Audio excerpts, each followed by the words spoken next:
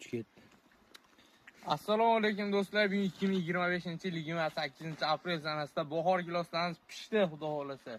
Yetkizganiga shukr, mungarelar giloslar pishganini qarang.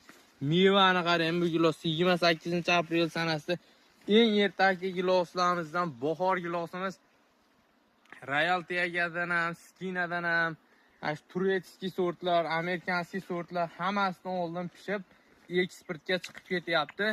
Mashina bahor gilos ko'chatlaridan ham ekishlarni tavsiya qilamiz. Bu o'zini 100% changlaydi, valovoy gilosda ham changlaydi.